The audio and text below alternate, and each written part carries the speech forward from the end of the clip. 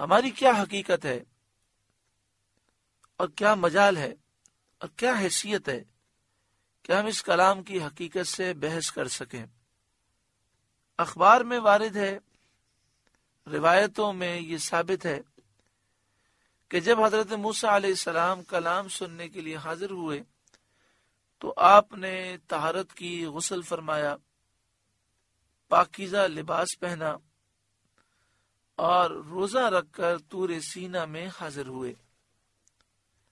اللہ تعالیٰ نے ایک بادل نازل فرمایا جس نے پہاڑ کو ہر طرف سے 4 فرسنگ کی مقدار ڈھک لیا۔ شیاطین اور زمین کے جانور علیحدہ کر دیے گئے، یہاں تک کہ ساتھ رہنے والے فرشتے بھی علیحدہ کر دیے گئے۔ ہاں، جبریل امین ساتھ رہے۔ آپ کے لیے آسمان کھول دیا گیا۔ آپ نے فرشتوں کو دیکھا کہ فرشتے ہوا میں کھڑے ہیں۔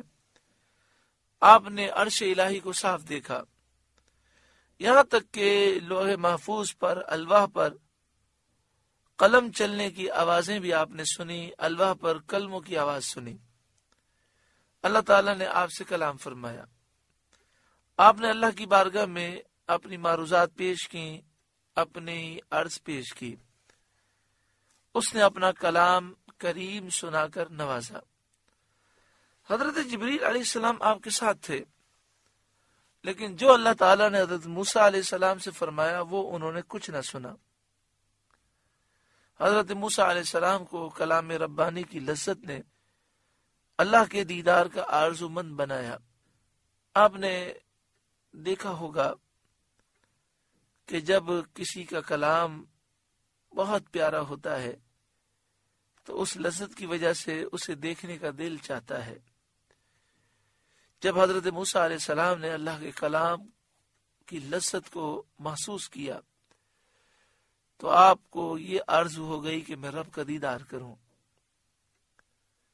وَلَمَّا جَاءَ مُوسَىٰ لِمِيقَاتِنَا وَكَلَّمَهُ رَبُّهُ، اور جب موسیٰ ہمارے وعدے پر حاضر ہوا اور اس سے اس کے رب نے کلام فرمایا، قال، موسیٰ علیہ السلام نے عرض کی، ربی، اے میرے رب، ارنی انظر الیک، مجھے اپنا دیدار دکھا کہ میں تجھے دیکھوں۔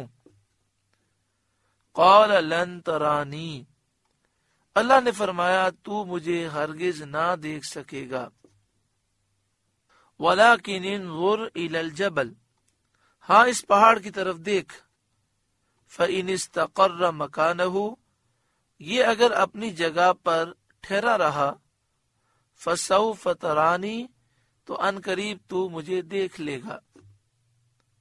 فلما تجلی ربہ للجبل، پھر جب اس کے رب نے پہاڑ پر اپنا نور چمکایا، جعلہ دکا، اسے پاش پاش کر دیا، وخر موسیٰ صعیقا، اور موسیٰ گرا بے ہوش ہو کر، فلما افاق، پھر جب ہوش ہوا، قال، بولا، سبحانک تبت الیک، پاکی ہے تجھے، میں تیری طرف رجوع لایا، وَأَنَا أَوَّلُ الْمُؤْمِنِينَ، اور میں سب سے پہلا مسلمان ہوں۔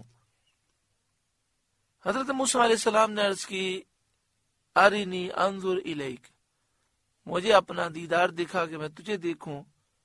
قال لن ترانی، اللہ نے فرمایا تو مجھے ہرگز نہ دیکھ سکے گا، یعنی ان آنکھوں سے تو مجھے نہ دیکھ سکے گا، اور سوال کر کے تو مجھے نہ دیکھ سکے گا، بلکہ اللہ کا دیدار بغیر سوال کے محض اللہ کی عطا اور فضل سے حاصل ہوگا، اور وہ بھی اس فانی آنکھ سے نہیں بلکہ اس آنکھ سے جو ہمیشہ رہنے والی ہے، یعنی آخرت میں۔ آخرت میں جب اے موسیٰ آپ اٹھائے جائیں گے تو آخرت میں آپ اللہ کا دیدار کریں گے اس آنکھ سے جو پھر باقی رہنے والی آنکھ ہوگی۔ ابھی یہ آنکھ تو فانی ہے، اور وہاں آپ کو بغیر سوال کے اللہ کا دیدار نصیب ہوگا، اللہ کی عطا اور فضل سے حاصل ہوگا۔ یعنی گویا کہ اللہ تعالیٰ نے یہ ارشاد فرمایا کہ کوئی بشر اللہ تعالیٰ کو دنیا میں دیکھنے کی طاقت نہیں رکھتا۔ ہاں، اللہ رب العالمین نے اپنے محبوب کریم صلی اللہ علیہ وآلہ وسلم کو یہ طاقت عطا فرمائی، اور یہ محض اللہ کا فضل ہے کہ نبی اکرم صلی اللہ علیہ وآلہ وسلم نے شب معراج اللہ کا دیدار کیا، اور جاگتی آنکھوں سے کیا، دل سے بھی دیدار کیا اور آنکھوں سے بھی کیا۔ اس پر بہت سے دلائل موجود ہیں۔ اللہ تعالیٰ نے یہ نہیں فرمایا کہ میرا دیکھنا ممکن نہیں، اس سے ثابت ہوا کہ اللہ کا دیدار ممکن ہے۔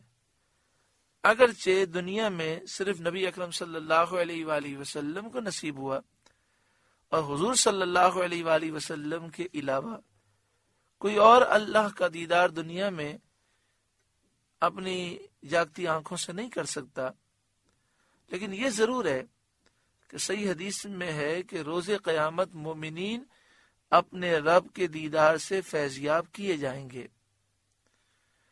اس کے علاوہ یہ بات بھی ہے کہ حضرت موسیٰ علیہ السلام عارف باللہ ہیں، انہیں اللہ تعالیٰ کی معرفت حاصل ہے،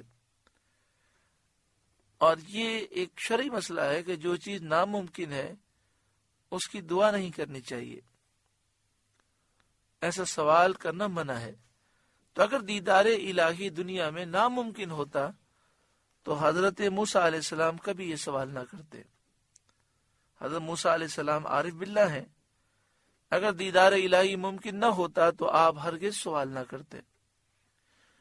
پھر اس آیت کریمہ میں یہ بیان کیا گیا کہ اس پہاڑ کی طرف دیکھ، وَلَكِنِ انظُرْ إِلَى الْجَبَلِ، ہاں اس پہاڑ کی طرف دیکھ، فَإِنِ اسْتَقَرَّ مَكَانَهُ، یہ اگر اپنی جگہ پر ٹھہرا رہا، فَسَوْفَ تَرَانِي، تو عنقریب تو مجھے دیکھ لے گا۔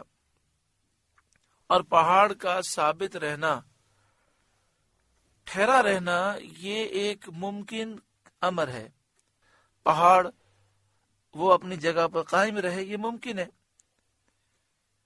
چونکہ آگے اس کی نسبت یہ فرمایا گیا فَلَمَّا تَجَلَّى رَبُّهُ لِلْجَبَلِ، پھر جب اس کے رب نے پہاڑ پر اپنا نور چمکایا، جَعَلَهُ دَكَّا، تو اللہ تعالیٰ نے اس پہاڑ کو پاش پاش کر دیا۔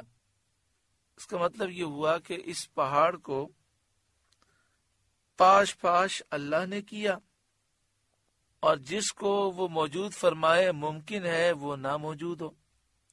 یعنی جس طرح اللہ تعالیٰ نے اس کو پاش پاش کر دیا تو یہ بھی ممکن ہے کہ اللہ تعالیٰ چاہتا تو یہ پہاڑ اپنی جگہ پر قائم رہتا۔ یہاں پہ فرمایا کہ جعلہ دکا، اس کو اللہ تعالیٰ نے پاش پاش کر دیا، تو معلوم یہ ہوا کہ پاش پاش کرنے والا اللہ تعالیٰ ہے۔ جب اللہ تعالیٰ نے اسے پاش پاش کر دیا تو یہ بھی ممکن ہے کہ اللہ تعالیٰ چاہتا تو یہ پاش پاش نہ ہوتا، اور اگر یہ پاش پاش نہ ہوتا تو یہاں فرمایا کہ اگر یہ اپنی جگہ پر کھڑا رہا تو آپ دیکھ لیں گے۔ تو معلوم یہ ہوا کہ پہاڑ کا استقرار یہ امر ممکن ہے، ناممکن نہیں ہے، اور جو چیز امر ممکن پر معلق کی جائے وہ بھی ممکن ہی ہوتی ہے، محال نہیں ہوتی۔ آسان الفاظ میں کہہ سکتے ہیں کہ جب یہ فرمایا گیا کہ دیدار الہی کو معلق کیا گیا پہاڑ کے ثابت رہنے پر، اور پہاڑ کا ثابت رہنا ممکن ہے، تو دیدار الہی بھی ممکن ہوا۔ یہ ان لوگوں کے قول کا رد ہے جو اللہ تعالیٰ کا دیدار ناممکن بتاتے ہیں۔ خلاصہ کلام یہ ہوا کہ کئی لحاظ سے ثابت ہوا کہ دنیا میں اللہ تعالیٰ کے دیدار ناممکن نہیں ہے، ممکن ہے۔ نمبر 1، حضرت موسیٰ علیہ السلام نے دیدار کی دعا کی، اور نبی کبھی ناممکن چیز کی دعا نہیں کرتے، کیونکہ ناممکن کا سوال کرنا منع ہے۔ دوسری بات، اللہ تعالیٰ نے یہ نہیں فرمایا کہ اسے کوئی بھی نہیں دیکھ سکتا، بلکہ فرمایا تو مجھے ہرگز نہ دیکھ سکے گا۔ آپ سے گزارش ہے کہ قرآن کے اس پیغام کو آگے پہنچا کر ثواب جاریہ حاصل کریں۔